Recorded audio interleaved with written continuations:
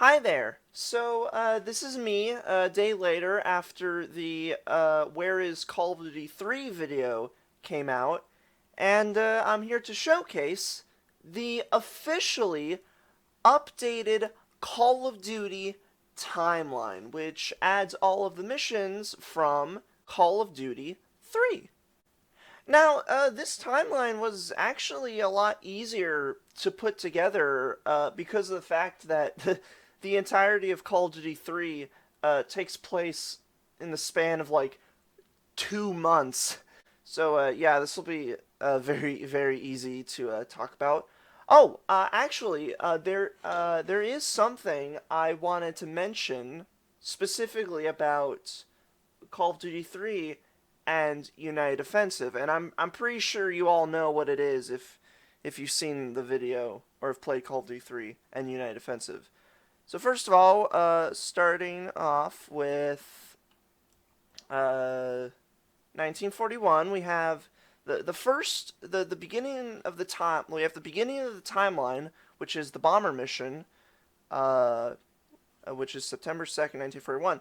And what's very interesting is that the beginning of the timeline is, I believe, a James Doyle mission. Actually, let me double check. Where's my phone? Oh, it's in my pocket.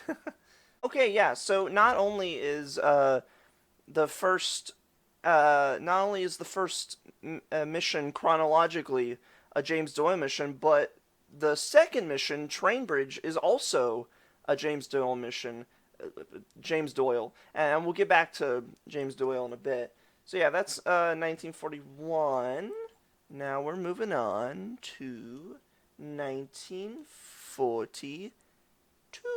So yeah, we have all these missions here. Nothing too important. We covered them all here. And then moving on to 1943. Now the reason why this is important is because hold on, let me just okay, good enough. So yeah, we have 1943 missions here, and the reason why this is important is because here we have Sicily 1 and Sicily 2, which are the two last James Doyle missions from Call of Duty United Offensive, and the reason why I'm focusing on James Doyle so much is because he comes back in Call of Duty 3, which is what we're looking at right now.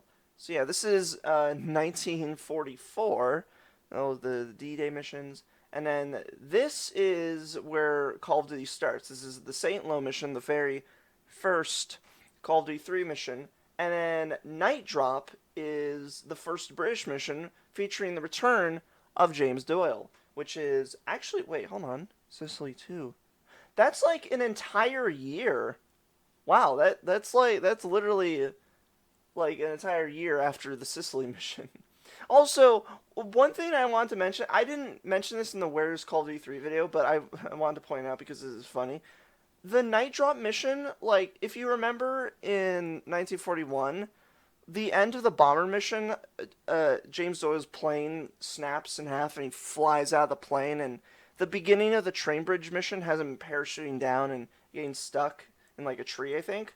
The night drop mission is literally the same. Well, it's not the same thing. Like this is the second time that James Doyle drops out of a plane, but he like dropped out by choice, and this is the second time he came in by parachute. And did he get stuck? I don't remember. But I think that's a cool callback. And then we have the island, False Road. I don't really remember where the American. Oh, okay, I know the American mission starts here, but I don't remember where the Canadian or Polish mission starts. Um. Anyway, so yeah. Also, and then after the Maine Bridge mission, we have the Chateau mission, which is the literally the only mission from another Call of Duty game that's in between like the Call of Duty 3 timeline. And then we have the Black Baron mission. Actually, I wonder if Chateau mentions Call of Duty 3 as like at all.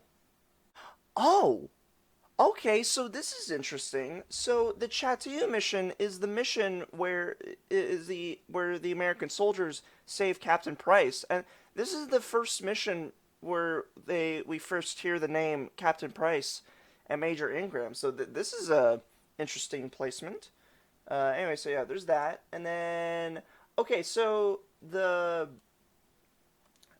last mission of Call of Duty 3 is the Chamboys mission. However, it's not the last mission in the timeline because okay, so it's August 20th.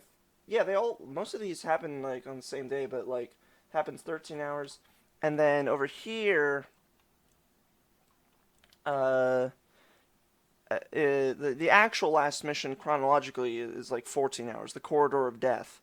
Anyway, so yeah, we have that, and then we have all these. So yeah, that's 1944, and then this is 19. Wait, actually, hold on a minute. Oh, okay, right. Yes, this is what I wanted to check. So I think there's like an inconsistency with Major Ingram because he's been captured twice, and we rescue him in POW camp. However, apparently in the first Call of Duty he was captured for so long. Maybe the diary in the Chatu mission was referencing his. Wait, was it referencing his first capture? I I honestly don't remember. Maybe, probably not. I don't know. I think there's like an inconsistency with Major Ingram's capture. Yeah, this is where we save him. And anyway, so yeah, here's 1945. That, and then the last mission is the Reichstag mission, which is the end of the timeline. So yeah, that is the updated Call of Duty timeline, which adds Call of Duty 3, and literally all that did was just make 1944 a lot bigger. So yeah,